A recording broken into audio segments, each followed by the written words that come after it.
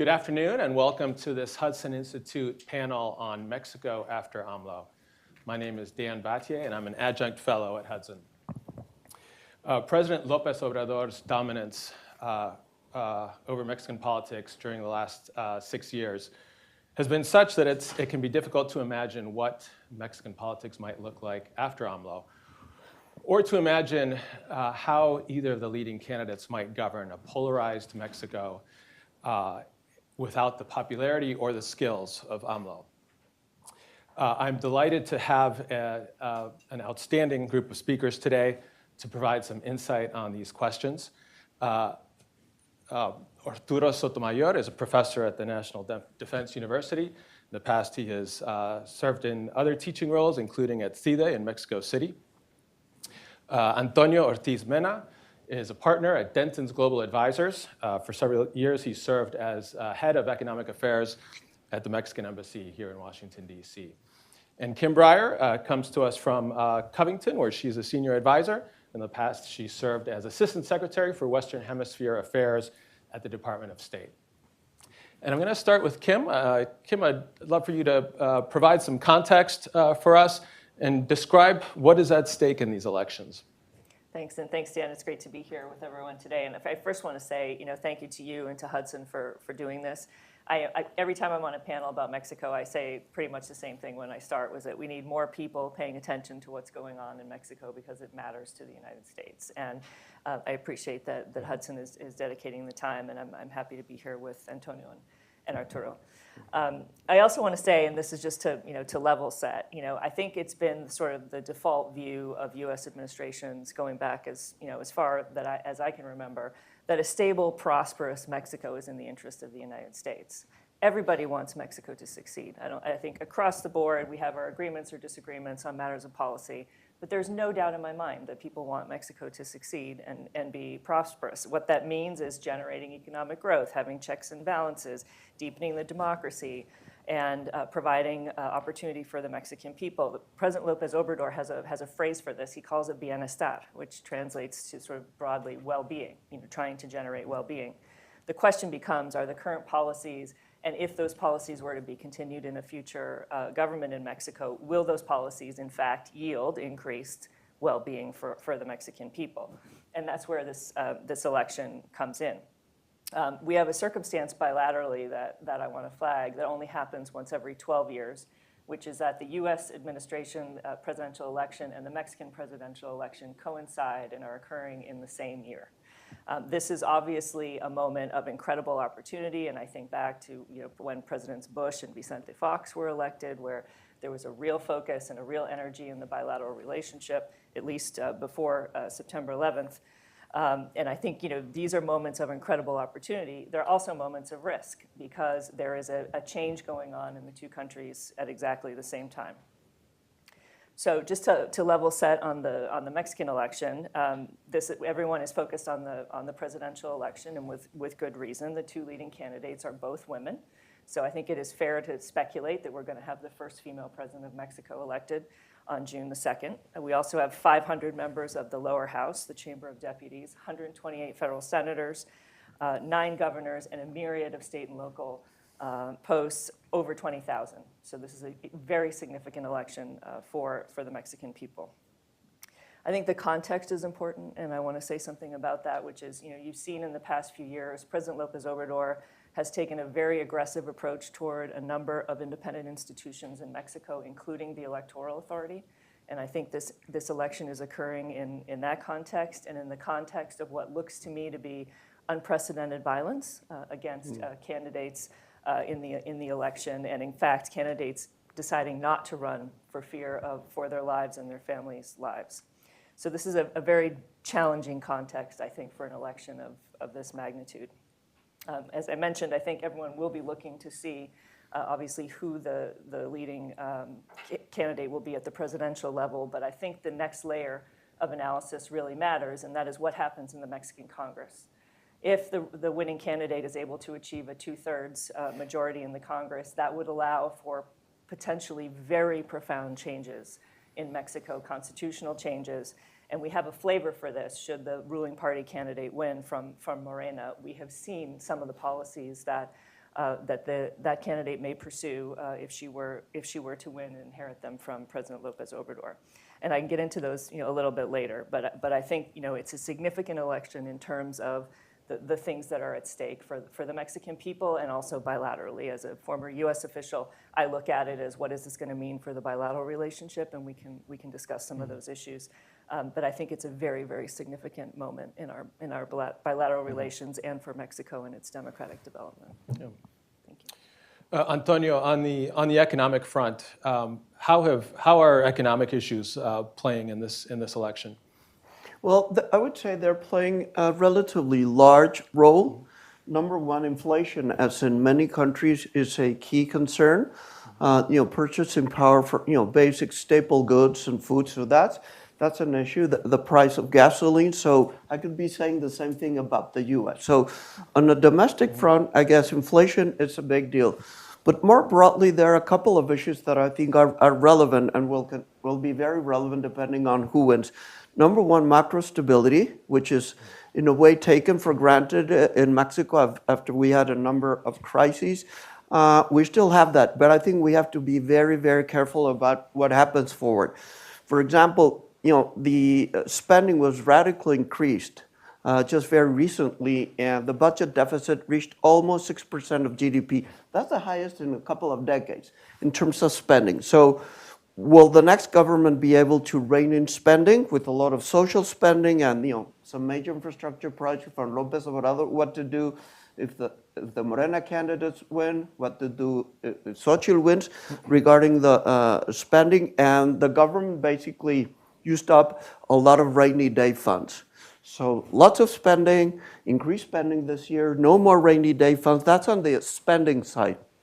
On the revenue side, Mexico has fairly low tax revenues as a percent of GDP, among the lowest among emerging markets and in Latin America. If I recall correctly, it must be about 12% of GDP, and most Latin American countries and large countries have between 15 and 20% of GDP. My expectation is that whomever wins will likely have to undertake a fiscal reform, a tax reform. So recapping, domestically, inflation, food and gasoline, but more broadly, I would not take macro stability for granted because of spending and what I foresee as a need for some sort of tax reform. One thing I would add, on the international front is, of course, the USMCA. The USMCA is up for review in 2026. That will be done by the next U.S. government and by the next Mexican government right in the middle of U.S. midterm elections. And I think that looms large in terms of both the Mexican economy and Mexico-U.S. relations. And just today, I was reading a note issued by the White House where they announced a number of tariffs against Chinese exports, steel, aluminum, and autos. So in terms of the economy, I think the Mexico-U.S.-China triangle will be critically important over the next few years, especially how Mexico manages to handle that. Mm-hmm. So yes, a lot of economic issues here. Mexico's growth has been pretty anemic. Do you see any change in that under the next government? Slow growth. Anemic growth.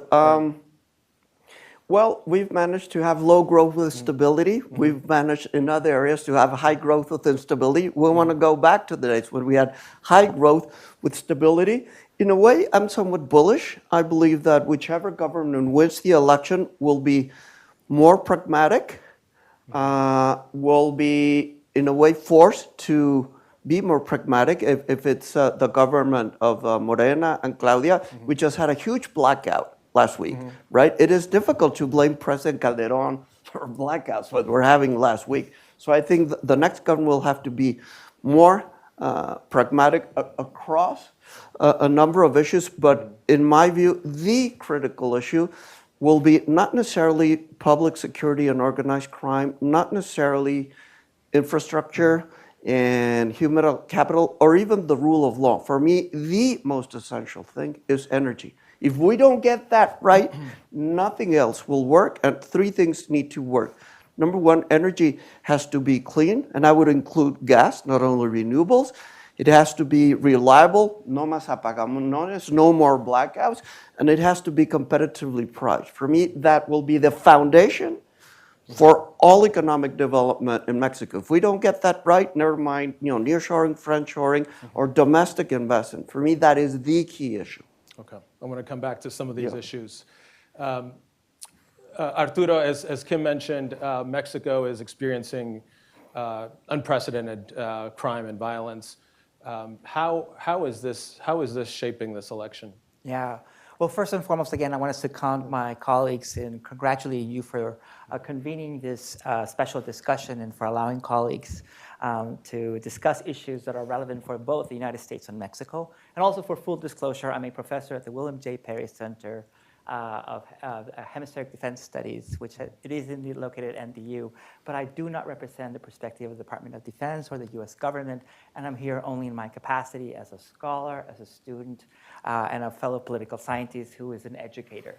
One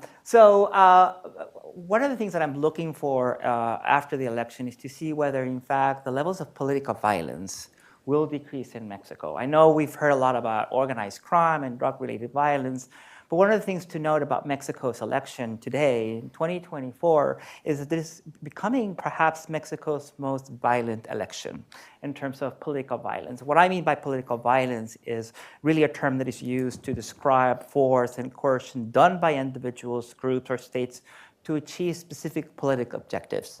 And under political violence, scholars of political violence usually include riots, acts of terrorism, but also kidnappings and attacks against politicians. And in the case of Mexico, we have seen a large number of attacks specifically targeting candidates. As of today, according to El País, which is a reliable source, but also Laboratorio Electoral, we have witnessed in Mexico 170 attacks against politicians. And that includes kidnappings, overall attacks, and 30 murders of political candidates in Mexico. So this is largely going to be one of Mexico's most violent political elections that we see. And so one of the things I'm really interested in seeing is whether, indeed, at least in terms of political violence, things will calm down a little bit in Mexico. A few things about political violence in Mexico today is that out of the 32 states plus Mexico City, 13 states tend to concentrate these levels of political violence, including Guerrero, Chiapas, and Michoacan. There is no specific political party that is being targeted, although most of the assassinations involve members of the MORENA party, 11, but 6 are from the PAN, 4 from the PRI, 3 from Movimiento Ciudadano, 2 from PRD, 1 from the Labour Party, and 3 ones from the Green Party. Again, we're about to beat records in the sense, compared to what happened in 2018 and to what happened in the previous presidential election, this is likely going to be the most violent electoral season that we witness. Likewise, in terms of observations, this is mostly localized violence. It's happening at the municipal level. It's affecting mostly mayoral candidates. So it's very localized in many ways. And one can suspect that there might be some intervention from criminal organizations, but I can also see it as a way of intimidating candidates and voters.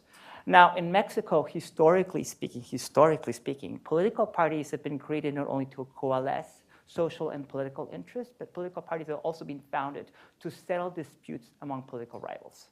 The National Revolutionary Party, which later became the Revolutionary Institutional Party, or PRI, was initially instituted to settle disputes among political rivals and the caudillos of the revolution. And so traditionally, political parties do play a role in settling disputes among rivals, and specifically in pacifying the rivalries. I'm not sure what we'll see after this election. One, because the Mexican political system is not multi-party, it's not just a single political party. And two, I don't know, if Claudia wins the election, I don't see Morena as a traditional political party. I see Morena mostly as a social movement and as a very diverse social movement. So I'm not sure how much control she will have over a very diverse social movement as Morena is.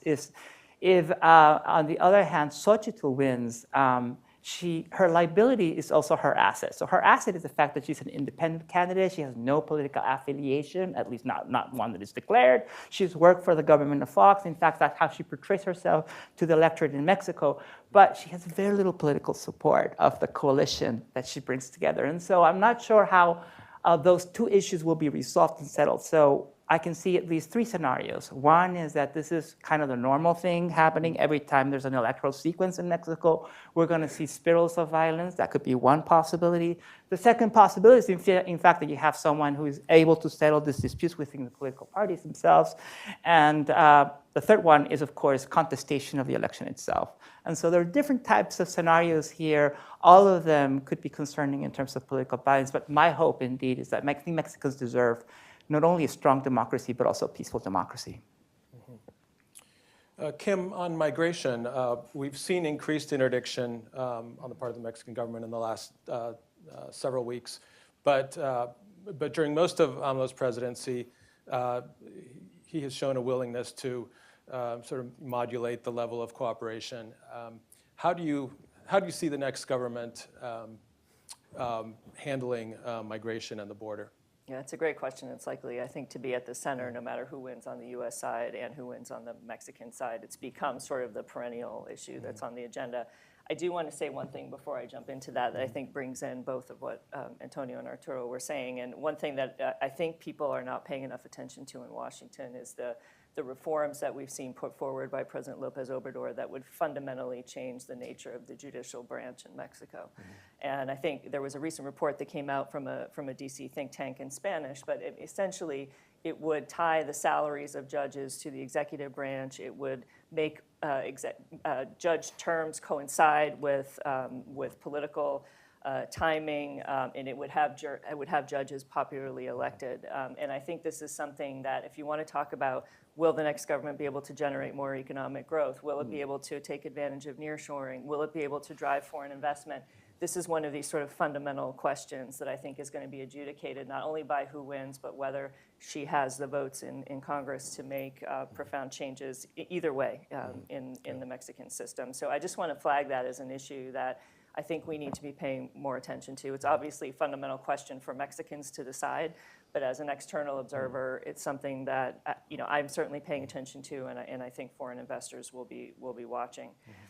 In terms of the next government, as I mentioned, it's very, very hard to get away from the immigration issue now. It's become a global phenomenon. The last time I was in government, we were primarily worried about migrants coming from 3 different countries in numbers that were unmanageable for our system. Now it's become a global problem. This is no longer just 3 countries in the Northern Triangle. This is a global pattern. And the truth of the matter is, I don't think this is the hardest issue we face. I actually think the hardest issue we face is, and I'm sure we'll get to it, but I think the hardest issue is synthetic opioids.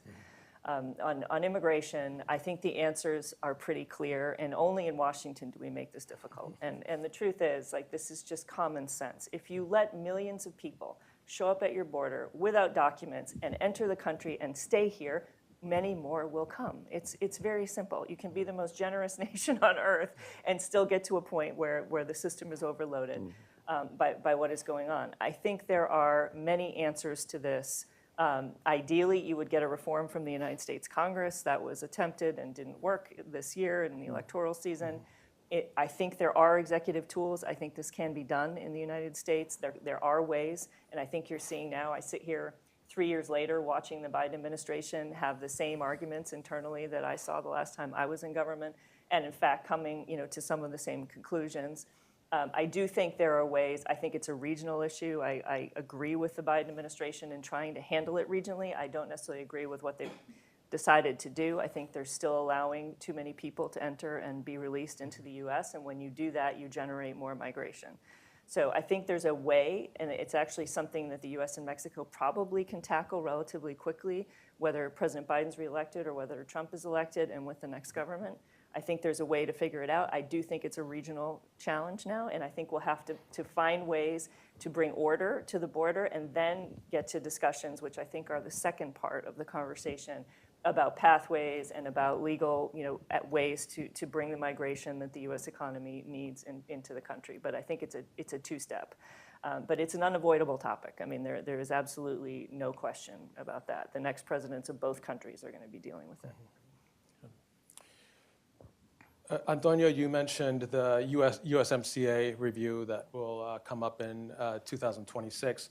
There are several significant issues that could, make a straightforward review unlikely or could divert it. How do you see this review playing out? Well, I would like to highlight a couple of issues. Number one, if you recall, President Trump threatened to withdraw from NAFTA. And that's what led to the NAFTA renegotiation and derived in what is now the USMCA. So I think that the U.S. after that realizes how important Mexico is for them. It's not only that the U.S. is important for Mexico. Mexico and the U.S. produce together, but it's also a key market for U.S. exports, especially ag exports. For about 30 U.S. states, Mexico is the main market, right? So I think they've realized that really trying to do away with the NAFTA USMCA was really playing with fire for the U.S.'s own interest. So I hope that the lesson was learned, okay? No more of that. So a bit of seriousness. Now, some things that I'm concerned about is growing U.S. protectionism. It started under President Trump. It continues under President Biden. There are a number of tariffs against Mexican steel and aluminum exports, and I think a view that focuses mostly on the U.S., not in North America. When they say made in America, it's made in the United States of America. And I think that the U.S. really needs to work, seriously, responsibly, dispassionately with Mexico to produce together, also with Canada. But I see forces that are making the U.S. look inward, right? When the U.S. thinks about nearshoring, they think more about, Kentucky or South Carolina, not about Nuevo León or Chihuahua. And I think that this really gets us nowhere. So very concerned about overall U.S. protectionism and national security restrictions beyond the USMCA. Specifically on the USMCA, I'm on the lookout for a panel report on agriculture GMO products, especially corn, should come out later this year and see what happens there. That's a U.S. dispute against Mexico. I would like to see the U.S. comply with its own commitments. There was a panel report on automobile rules of origin that found that the U.S. measures were inconsistent with USMCA obligations, and the U.S. is not abiding by its own commitments. So I think the U.S. has the obligation to, live by example. And USTR has said time and again that the U.S. government will focus on enforcement of agreements. Well, I think the U.S. should really start by complying. That would be a way to focus on enforcing. So I'm concerned about the precedent of not complying with panel rulings on the U.S. side. We'll see what happens on that panel. There's a pending panel on energy. A pending dispute on energy that has not reached the panel stage. Mm-hmm. Mexico and the U.S. have had consultations for about a year and a half. My own sense is that if you have consultations for a year and a half and don't make inroads, more time will not magically change the issue. So let's see what happens. Either negotiate a solution or having this reach a panel. But it's not good to let issues fester forever. And then a couple of additional items are, I am concerned, this is on the Mexico side, about the current government's weakening of independent regulatory bodies. We've discussed, Kim has discussed, the threats of a weakening judicial branch, but, the National Energy Regulatory Commission or the Telecoms Commission, and these institutions need to be strong, independent, to provide certainty. And I think that they're being weakened. There's a chapter on good regulatory practices. There's a chapter on competition policy. Those are key issues that are not talked about, but I'm a bit obsessed with them. I've been following these issues for a long time, so I would be on the lookout at least for those two. And then lastly, we've heard a lot about the rapid response mechanism on labor, right? I'm concerned about two things there. Just recently, there was a panel finding in favor of the Mexican government and a dispute regarding a Mexican mine, Grupo Mexico. And some U.S. authorities said that they were disappointed, right? That workers had not been protected. My own personal view is that this should be, a decision done based according to facts and according to law. And if, the workers, complaints are found to have, base, fine. If they're found not to have a strong base, well, fine, right? You cannot say, I like this mechanism only when it finds, in favor of labor. So I think we should be careful about that. And then secondly, Mexico cannot access that mechanism vis-a-vis the U.S., right? So there's a bit of an asymmetry, and I would like to see more symmetry. So we're in for an interesting ride up here, okay? Okay. Just to Just Oh, I would please. just jump on that. I would say the word I've been using to describe the USMCA review in 2026 is that it's going to be sporty, which is a diplomatic term for a little bit up and down. It is going to be, I think, a bit. And I mean, on one side, I think it's a positive thing. We had many decades of NAFTA with no mechanism to review it. I think it is a positive thing for all three. Canada's involved as well. To review the agreement and fine tune and see what needs to be changed. And just to level set, this is the 6-year review. Should any party decide not to renew the agreement, it still stays in force for another 10 years. So the agreement doesn't go away the following day if one of the countries decides not to continue it. The other thing that has come to my attention recently about this is that when we finally passed the USMCA implementing legislation through the Congress, there was still Trade Promotion Authority, fast track, in place that allowed for an up or down vote on the implementing legislation for USMCA.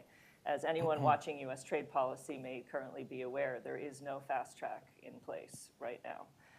So if there is no fast track in 2026 and there are changes to the implementing legislation, for example, to the structure of the rapid response mechanism on the labor side, you would then open it up to amendments and a broader vote in the U.S. Congress, which I'll go back to my original term, could be a little bit sporty. It is an agreement that passed with broader bipartisan support than NAFTA did, so I do think there is support there, and I think some lessons have been learned. But I do think this is going to be a challenging period, and my recommendation, if either government were listening to me, I would say as soon as you have a new government in the U.S. in January and you have the new government in October in Mexico, they should start working on this review to start taking items off the list. Because I think the list is quite long of issues that will need to be discussed, and then adding on top of that with the announcements today, as Antonio pointed out, the issue of Chinese investment in Mexico is going to be on that list of issues, and if it were me, I would be clearing the decks of all of the other things that Antonio mentioned so that the three countries can have a conversation about what the future of North America is going to be in that regard. Mm-hmm.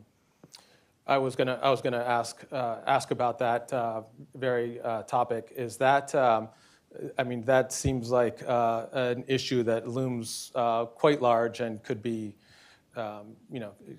much more even more troubling than some of the other issues that are that will be under review.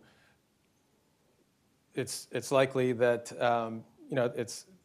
it's likely that we'll see demands for Mexico to reduce some of this Chinese activity, Chinese investment in Mexico. How would you advise the two governments to act on that front?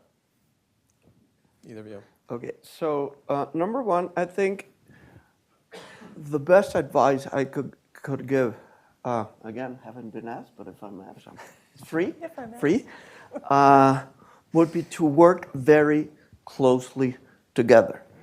Going back to these national security tariffs or national security restrictions on steel, aluminum, they have been imposed against Mexico, Canada, other countries because of fears about triangulation, right? And again, this focus on looking just inwards, looking at the U.S. So my first recommendation would be really think as a region, focus as a region, North America, Mexico, the US, and Canada. Share as much information as possible, cooperate as much as possible, and that will make it easier to compete with China, both against unfair trade practices in the region, but also, North American producers face unfair Chinese practices in third markets, right? So we really have to work together. So the first thing would be think as a region and, cooperate as much as possible, generate trust, share as much information as possible. And then secondly, try to be this is difficult, but very level-headed. This becomes very emotional. It just becomes a very emotional issue.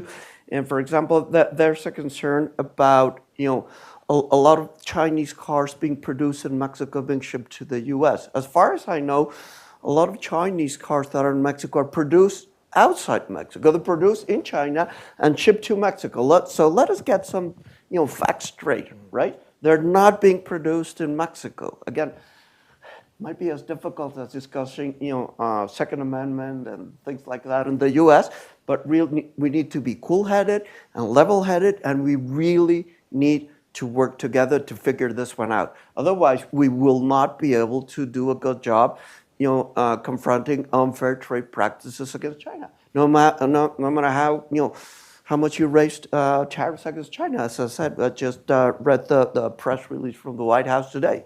That won't be enough. That I can tell you. I don't have anything to add to that. I agree with this. I think it's going to be, I think it's going to be the issue for the 2026 review. And I think, again, we have to differentiate. There's a big difference between Chinese investment in Mexico designed to sell products into the Mexican market versus those that would qualify for tariff-free treatment under USMCA for export into the U.S. market. There's two different issues there. And so I think there's probably a roadmap there. And I think it's independent of who wins in the U.S. side. This is going to be an issue given the activity we saw today from the Biden administration. So this is coming either way. Either way. Arturo, during this presidency, we've seen President López Obrador increasingly use the military in the fight against organized crime. But also, we've seen more and more civilian tasks handed over to the military. What do you see happening in a future government? And if the next administration wants to roll back some of this militarization, how possible will it be? How feasible will that be? Yeah, well, I'd like to second what my colleagues just said. I think Mexico is not only important because of its trade and economic potential, but also because it's what I call a strategic partner. It's not a strategic ally legally speaking, but it almost has that status. Not only do we have important trade agreements signed with Mexico, we have important security agreements that we have signed in Mexico, including maritime boundary security agreements. The country with whom we have signed the most security border agreements in the world is Mexico. 4 treaties, 1 still pending. So going back to the Chamizal, to the Guadalupe Treaty agreements, the Gulf of Mexico and whatnot. So it is an important strategic partner as well, and therefore the role of the military is increasingly important for us. And as you just mentioned, what we witness in Mexico is what we call students of civil military relations militarization, which is a process by which military values, structures, principles are integrated into civilian sectors and affect society as a whole, and also governance. Now, that said, it's worth noting that militarization did not just happen during the AMLO administration. We have seen it in 3 levels. We have often seen it in tactical level, meaning sometimes the police adopt techniques and operational doctrines that are used by the military, so as the militarization of police, for instance, as we have seen it in drug trafficking. We've seen it in the decision-making process when we have essentially removed police authorities and put it in the hands of military units, for instance, or when we have appointed justices or even the Ministry of the Interior in the hands of an active general. But in the case of AMLO in particular, militarization has acquired a different dimension as well. One of the things that we have noticed during this past administration was that a series of clearly development and civilian tasks were being delegated to the military. So the construction of railways, the control of airports, the construction of resorts, or the control over a development bank, in which the military begins to acquire what we now call a military entrepreneur status, right? And so the other cases are usually motivated or incentivized by the security needs, right? The police cannot be trusted, there are serious issues of violence requiring exceptional measures, and therefore we deploy the military. In the case of development projects, the nature of that decision is different, and the logic is also different. In some of the cases that we followed, or at least those observers of civil military relations in Mexico observed, is that quite often the military is delegated with development tasks simply for political expedition, meaning to expedite the process, so to speak. Because it's easier than going through due process, because you probably don't have congressional authority to do so, or because the local or even national legislation involving environmental laws or whatnot are too much of an obstacle. And politicians have an incentive to delegate it to the military because, one, they can perform the task by essentially framing the issue as a national security concern. That's the way the Tren Maya, or parts of it, have been, in fact, portrayed as part of a national security strategy. The second thing is, of course, you don't have to go through the congressional approval and due process as you normally would in regular development projects. And the third thing is, of course, that it allows politicians to deliver things because the military will actually do and finish those projects. I have 3 issues of concern. And we'll see how the new government responds. But one is, of course, the question of transparency and accountability.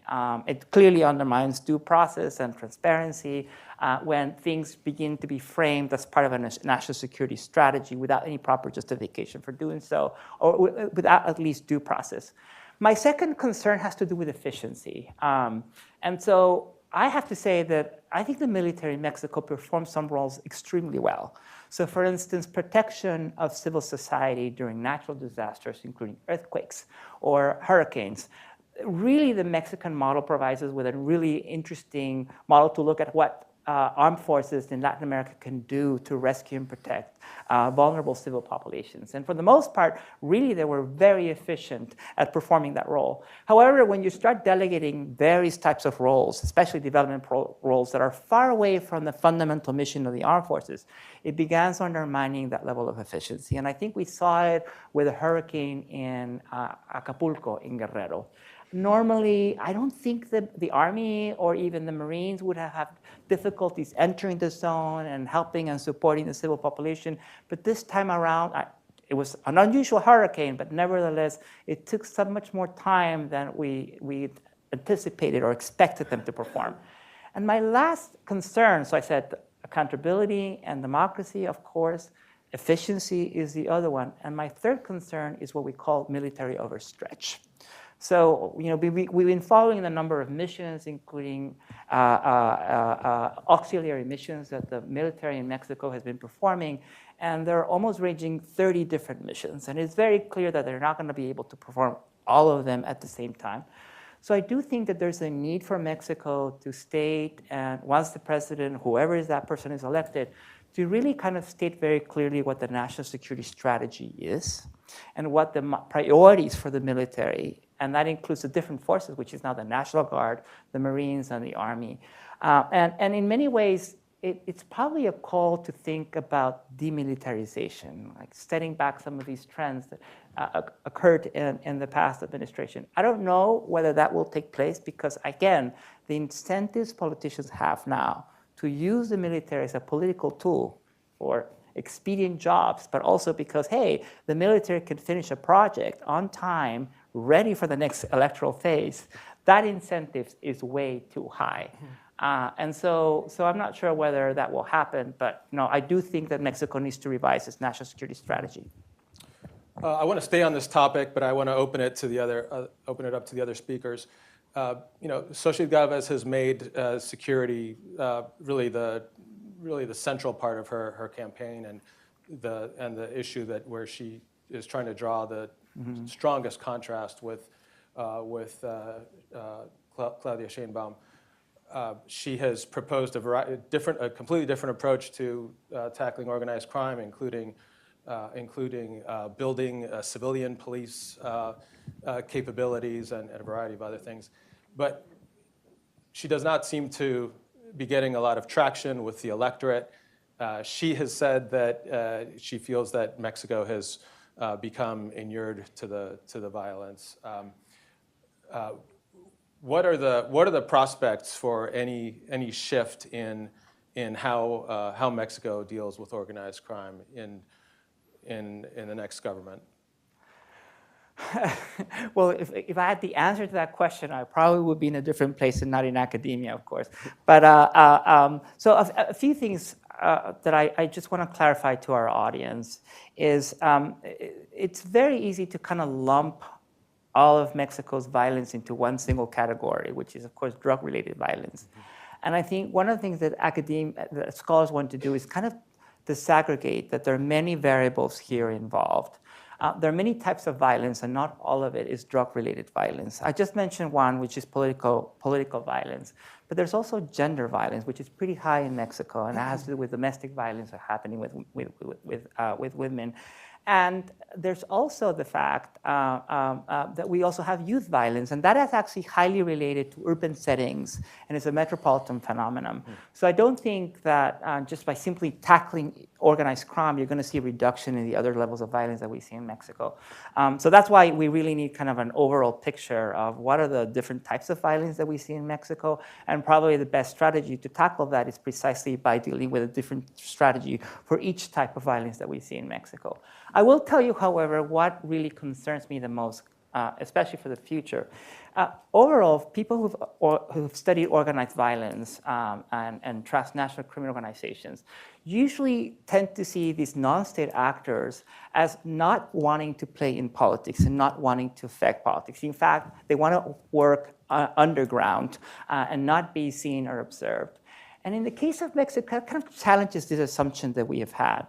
And lately, what we've been seeing is, in fact, that they are being politically active, they are financing campaigns, and they're playing a role also in generating political violence, which to me is counterintuitive to the hypothesis we have about organized crime.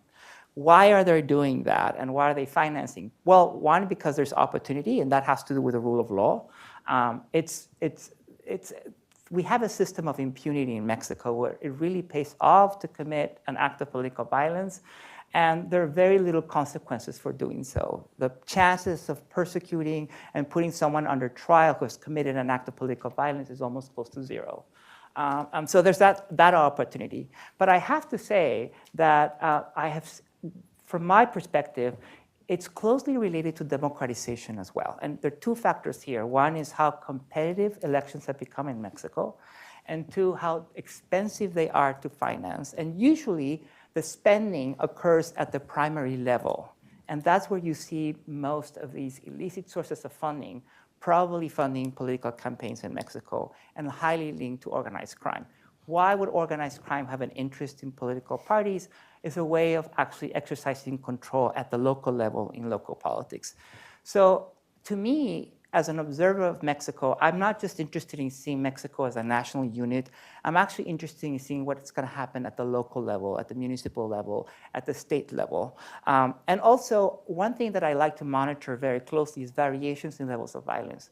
Why is it that a state like Yucatan doesn't have the levels of extreme violence that maybe Guerrero or Chiapas have at this moment? To me, that's the most interesting question to pose, given the fact that you have different levels of violence, but also similar levels of institutionalization. And that level of that variation in the levels of violence is one that is a puzzle that we scholars have not been able to answer yet.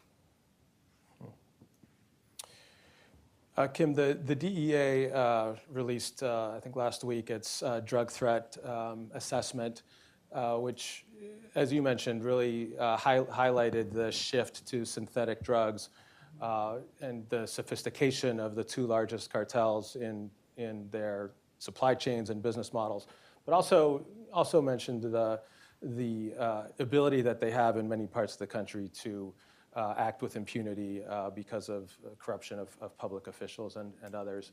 what are you most concerned about when you look at that report?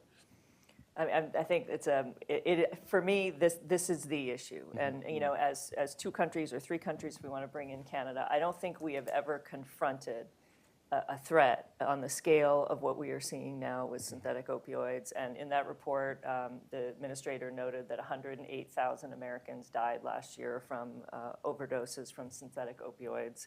That doesn't include the many millions who overdosed but did not die. So the actual numbers of overdoses from synthetic opioids are now in the millions in the United States. This is something that is obviously unsustainable in the long term. And that report also highlighted, opioid overdose is now the #1 killer of people 18 to 45 in the United States.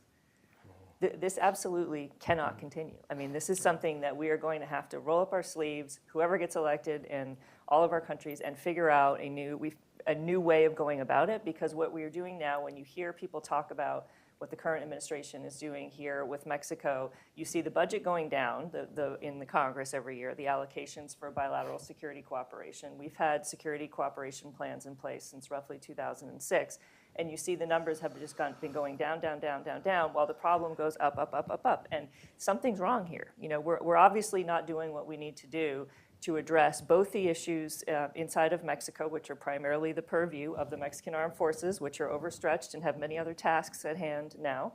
If Mexico needs help with that, I think that there's plenty of people in the U.S. willing to offer various types of support, some of it probably unwelcome, some of it perhaps welcome, to help the Mexican security forces.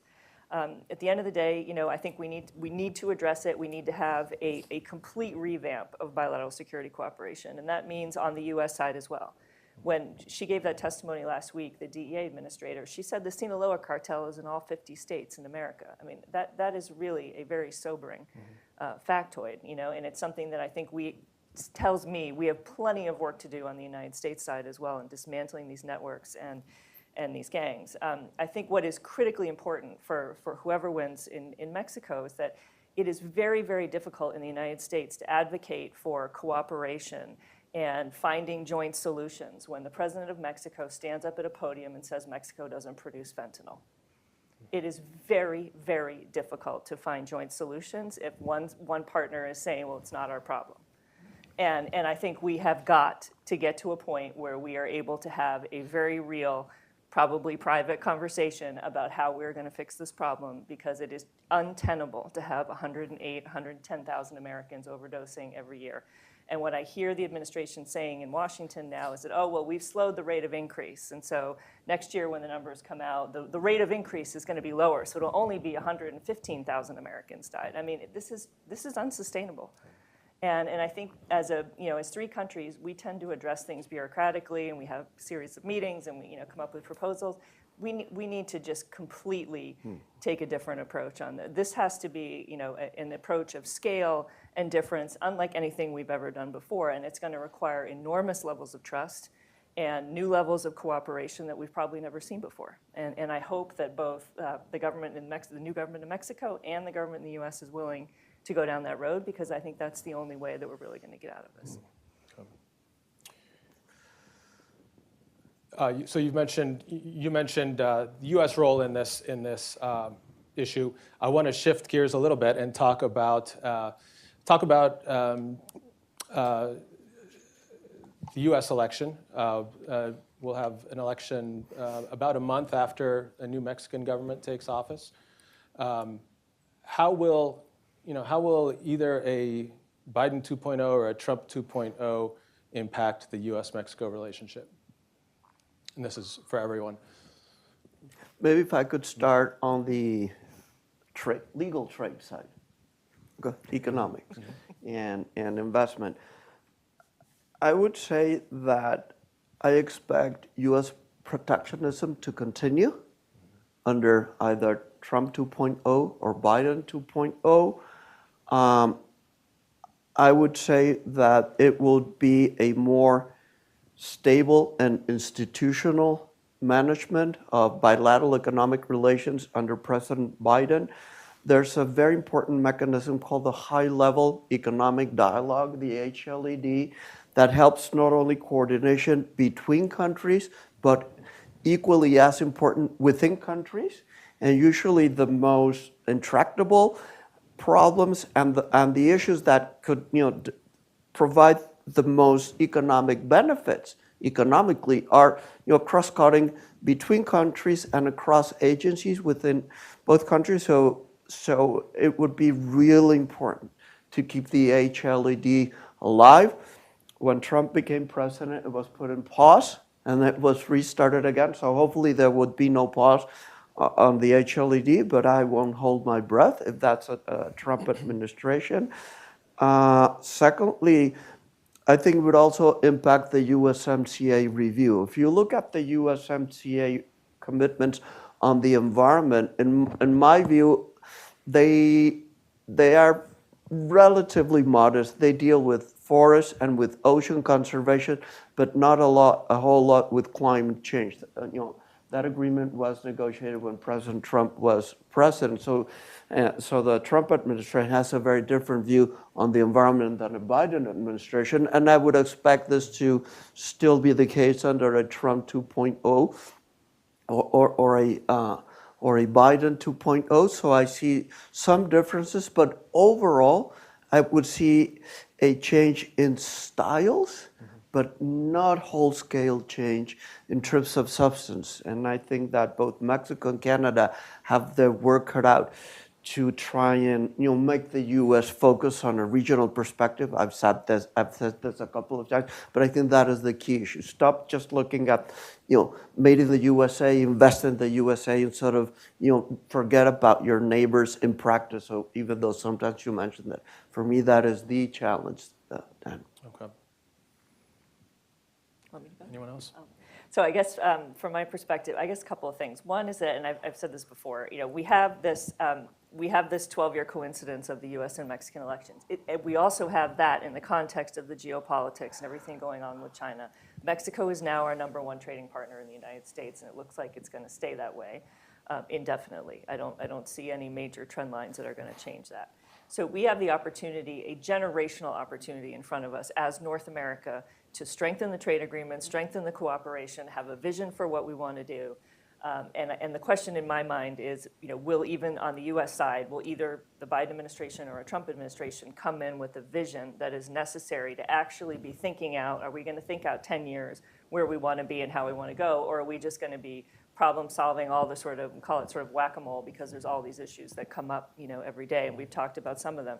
Are we just going to get bogged down in the existing problems, or are we going to have a vision for how to move forward? So I mean, that to me is sort of the first thing, and I'm hopeful that there will be at least some sort of vision. I do think there were lessons learned in Trump 1.0 in Mexico, if there is a Trump 2.0. But I also think we need to get out of our sort of incremental bureaucratic mindset. I'm all in favor of the high-level economic dialogue as long as it has results. And we have a lot of mechanisms to talk to each other. That's great, but they also have to produce something in the end. So I would hope that we would take a mechanism like that and have it, have a long-term vision and bring in, the key players. Obviously, I think if President Trump is elected, it's going to be very clear that immigration and fentanyl are going to be sort of the top issues on day one. I think the administration will be in a hurry. I don't think there's going to be a lot of time. And I think people are going to have to be thinking creatively and thinking out of the box very, very quickly at how to do those things and make measurable change in a very short period of time. There's no magic bullets, we all know that. But at the end of the day, if there are creative, new, innovative ways of working together on those things, I think that will go a long way. I think there was a lot of fear about, sort of Trump 1.0, and there certainly was a lot of risk involved in Trump 1.0. But in the end, I think President López Obrador and President Trump ended up getting along quite swimmingly. And things actually, we got a new trade agreement that has broader bipartisan support. We actually had the border under control. So things actually got done. So I'm quasi-optimistic, and I hope that the new administration in Mexico will understand that it's time for real solutions and results, and we've got to start making progress on some of these difficult problems. And on fentanyl, the issue is the 108,000 Americans who died in 2022 from it. We also have record levels of violence, albeit we should differentiate or disaggregate the violence, but we have record levels of homicide in Mexico. So this isn't exactly going well on the ground in Mexico either. I think think we need to, figure out together how we address those things. So I view this 12-year sort of coincidence as an opportunity, and I hope the administrations take it. Well, I second many of the things that have been said by my fellow colleagues. So to be clear, I don't think Mexico will remain a strategic partner of the United States, regardless of who is in power, for supply chains, for security reasons, for immigration, for migration, for drug trafficking, but also for the good things that come out from the relationship. So I don't think that the relevance of Mexico will decrease in a Republican or a Democratic administration. To me, really, the question is what type of policy tools we're going to be using to tackle Mexico. And I think the options range from, do we use silent diplomacy, or do we use more coercive, compelling means to compel or pressure the Mexican government to achieve things that we value? If you ask me, I think there's a need to desecuritize also the relationship, because too many things in the bilateral relationship have now become and framed on a national security perspective. That said, there are other things that I think will remain constant. I'm from a border city. I'm from San Antonio, Texas. And if you're from a border community, things don't change radically from one administration to the other. And both countries are changing demographically as well. So not only do we see a large number of Mexicans and Central Americans coming to the United States, it's also worth knowing that a massive number of Americans have moved to Mexico as well. We suspect that it's almost close to 2 million American citizens who have crossed the border and make Mexico their residency, right? And so it also means that implicitly or implicitly, through migration or not, we're also changing the pattern in Mexico and in border cities. And I will say that just as much as fentanyl is a concern for the United States, I think in the United States, we also have to think critically about our own drug trafficking policy, addressing both consumption, but also the fact that we need to fix this duality in which we live with regards to cannabis, for instance. That we have, in some states, a legal foundation for the consumption of cannabis, but at the federal level, it's still a crime. And we're the largest producer of cannabis in the world, and we're the largest supplier of illegal cannabis in the world, and that is also entering Mexico and other states and other countries in the world via Mexico as well, going from north to south. So I do think that there are important questions that we have to tackle in our own national security strategy. Much of the discussion on the election has been premised on the idea that based on polling, Sheinbaum seems to be comfortably ahead. And that she will win the election. But I want to just pose the question: could we be underestimating Gálvez's appeal and the possibility that she could win the election? On a related note, if that happens, there is in either case there are concerns about what the president does after this election, what kind of influence he will continue to wield in Mexico. So I just want to open that up for anyone on the panel to comment on. Yeah, I can share my views on that. Number one, we do not know who will win the presidential election. Everyone in Mexico is saying, this is a done deal. In Mexico, este arroz ya se coció. It is not a done deal. I think there's still a great deal of uncertainty. I think it will actually be a fairly close election on the presidential side, right? So, number one, we do not know who is going to win the election, right? I firmly believe that, and I think that a careful examination of a number of surveys and additional evidence would point us to that. Number one. Number two, the congressional election that Kim mentioned is extremely important, because what the current president would do will depend, A, on who wins the presidency, but B, on congressional elections. If the ruling party has a supermajority, then they would have the ability to amend the Constitution, in my view, in very troubling ways, right? If say Claudia wins, but she just has a slim majority or not even a majority in the Congress, then she will have to negotiate. And whatever the current president could or could not do will be significantly mitigated. So I would point to that as well as to 9 governorships that Kim mentioned, right? You have checks and balances, executive and legislative, but also federal, state. So we will have mixed, we don't know who will win the presidency, and we will have mixed results. So I think that will color whatever happens inside Mexico, but also Mexico-U.S. relations. So I would say we need to keep a very close eye to what will happen and not just focus on the presidential elections. Again, going back to my academic days, I'm also a professor at Georgetown here. A very famous political scientist said that democracy is a system of political representations in which political parties lose elections. It used to be that the PRI won elections. And uncertainty is an inherent part of democracy. And Mexico still has a democracy. Thank you. All right, we have time for 1 or 2 questions from the audience, if anyone has any. Please. Thank you for the discussion. I'm from the University of Japan.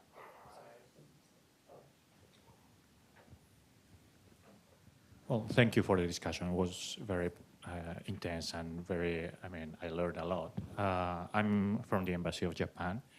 One of the issues that I'm curious about, you touched upon China, but I would like to know whether there is a shared concern among both candidates and among the society, among the Mexican society about, China, and whether there is a growing interest in Mexico on, pushing forward legislations, for example, on trying to reduce the, Chinese having more influence in, for example, in investing in land. Well, in Japan, we are, trying to put legislation to, stop the growing influence or growing, the growing Chinese influence in the society. So I wanted to know about that. And the other question is about Mexico's regional engagement in Latin American countries. You touched upon a lot about U.S.-Mexico relations, and which is critical. But I want to know whether, whether you expect any shift in priorities or the shift in attitude on Mexican engagement with the region, with the Western Hemisphere region, and especially looking at the tension that there is between Mexico and Ecuador, or how Mexico will engage with the region, how will cooperate with the United States in engaging more in the Western Hemisphere region. Thank you. That one's for you. That was for me. Okay. Okay. In terms of Chinese investment in Mexico, I would say that over a number of years, there has been some concerns in Mexico about that because of promises that there would be investment in jobs, and then there were not a lot of investment in jobs. It's just, a little bit of that and more exports, and there's also concern about unfair trade practices. In fact, way back when China joined the WTO, Mexico was one of the last countries to vote in favor of its accession. So I would say it's a complicated relationship. It has been, and I believe it will continue to be so, independently of what the U.S. is doing or thinking. What I'm saying now is just Mexico's history, right? It's complicated and will continue to be complicated.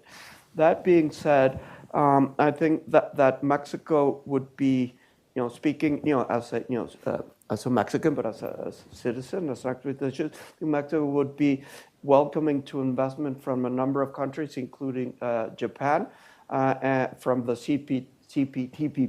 Japan is a partner, as well as other Latin American countries. Some people forget about that. So there are those agreements. Mexico has agreements with a number of Latin American countries. The two biggest countries don't have an FTA with Mexico, Brazil, and Argentina. but a lot of Latin American countries have agreements with Mexico. There's a dormant Pacific alliance. There's the Chile, Peru, Colombia, and Mexico, because I would say unnecessary and unnecessary political frictions between Peru and Mexico. So we still have the political alliance. And then I would like to mention something that maybe you might want to follow up here. I don't want to do the role of moderator, but that's the APEC. America's Partnership for Economic Prosperity.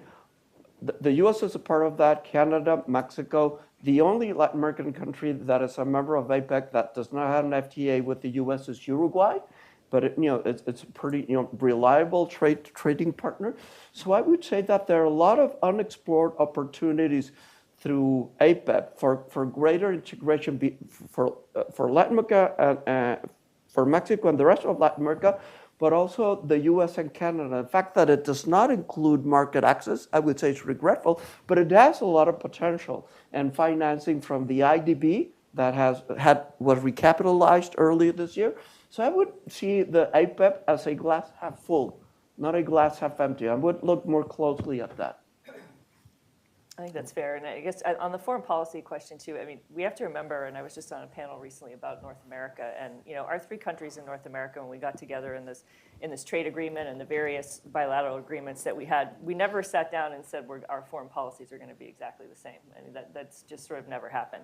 There's been a couple of interludes, and one of them was during the end of the Peña Nieto administration, where we actually were quite aligned on issues like Venezuela within the Lima group, and there was sort of a moment of alignment. It turned out to be sort of a fleeting moment. And I would say at this point, Mexico's foreign policy is in many ways diverging from where the US and Canada are on a range of issues, from Ukraine to the Middle East to Venezuela to Cuba. You look at the range of issues and we're sort of headed in different directions. I always have to remind myself, this is the norm. If you look back historically, we did not agree on a number of things in Central America back in the day. And so I think the norm is that we are not always in lockstep on foreign policy. For me, it's a missed opportunity, and I wish that we could be, and I would hope that a new government in Mexico will sort of refound some of the principles of Mexican foreign policy based on democracy and human rights and the things that we share as values among the three countries. And if the new administration were to do that, I think there's a lot of space for cooperation in the region in a way that would be very, very positive, both for Mexico's leadership in the region and for the region as a whole. On APEP, I'm still trying to figure out if there is any actual there on APEP, but I think that sentiment and the Americas Act that we saw submitted in the Congress both reflect something which is a very good thing, which is that the U.S. is realizing that it needs to have a more cohesive plan for engaging in the Americas. And however we end up doing it, in a world where trade policy is very difficult, where we have these protectionist tendencies coming out, I think it's a good thing. And if we can harness more energy and more attention through the tools that we have, I think that's a very positive thing. If I'll just want to add one thing, where I have heard the narrative of China in the Mexican political discourse, at least in the security realm, is China's responsibility on the fentanyl market as one of the main suppliers of precursors of fentanyl into Mexico. And I think it's interesting because what I see is a narrative that is addressed to the United States with the understanding that the United States is the only country that can exercise pressure against China to do something on fentanyl. I would actually add another country here, since you mentioned the issue of fentanyl, which is not only India, but it's also not only China, but in fact India. As a larger pharmaceutical producer in the world, it also has a large responsibility on providing sources, or at least precursor sources for fentanyl that affect, of course, the way Mexico tackles anti-narcotic campaigns. And so I have seen that discourse, and that's where I think the United States really plays a critical role because of the strategic alliance with India and also the way it relates with China. Thank you. One last question, please. Thank you, Diane. I just want to go back to the elections in Mexico after AMLO, but actually Mexico after June 3rd. Let's say that the results are disputed, that they were so close that there's a dispute. Assuming that Xóchitl wins, by a little less than 1%, what would happen? Especially, looking at the experience from past elections with AMLO and the way he's been weakening the Instituto Nacional Electoral, National Electoral Institute, that he would say this can't be. All the previous polls indicated that we were going to win by 20, 30%. So are you concerned at all with tensions, with violence, with post-electoral scenarios that would get out of control? Nobody? Well, that's a possibility. It's very hard for the former foreign government official to comment on internal politics of Mexico. But suffice it to say, I do think the institutions in Mexico are still robust enough, and that close elections are challenging in any country. So I do have faith in the institutions in Mexico. I think it will be, if a scenario like that occurs, I think there will be ways to work it out through the existing processes. Yeah, I would also agree that we still have strong institutions, both the Electoral Institute and Electoral Courts, but we also have a very vibrant civil society. If you look at all the marches or demonstrations that have taken place over the past few years, they have covered many issues, not against one party or in favor of another, right? So I think we have a more vibrant and a more dynamic and a more communicated, because of revolution in telecoms, even in 6 years, things have changed a lot, civil society. So I'm hopeful that, should, that be a close election and, a difficult situation, not only institutions, but Mexican civil society will support the institutions in Mexico. So los mexicanos y mexicanas. I would add one more thing, is I'm an international political scientist, and international electoral observance was something that was founded and established here in the Western Hemisphere. And one of the first people to actually go and do electoral monitoring was actually Carter, former President Carter, through the Carter Foundation. And one of the first places where electoral monitoring was held was precisely in Mexico. And I do think that we will see a large number of international observers in Mexico being deployed for the next following weeks to observe that election. To me, that is also essential because it provides the sources for legitimacy for any election. And I do think that although it sounds like AMLO might not be sensitive to international criticism, I do think that he will be sensitive to whatever the international community is looking for in that election. So again, I support the idea that, of course, at the end of the day, it's up to Mexicans and to the Mexican political system to resolve that issue. But I do expect the international community, and specifically international observers, to pay close attention to the dynamics that take place both at the local level as well as the federal level. Let me just make a Please. comment. The Electoral Institute in Mexico has got in less than half the funds for international observers. One of the key elements is the weakening, how weak you are making the budget for the Electoral Institute, and how things are going to be managed in terms of the organization of the election. So there are some very fragile points. This is a very good example. They don't have the money to finance. And we are doing a very strong effort to bring everybody to Mexico. We are very glad that Heraldo Muñoz is going to lead the OES mission. Electoral He's a mission. very prestigious Chilean. man. Yes, but for instance, the European Union has parliamentary elections on the 6th of June. So they will not send the traditional parliamentarian observers. They are sending just a technical mission. So we really need big names into this electoral process. So I think that's a point that we have to underline. And just to be a little bit more at ease with the question of what the U.S. government is going to do if the election becomes very close, well, they can take their time.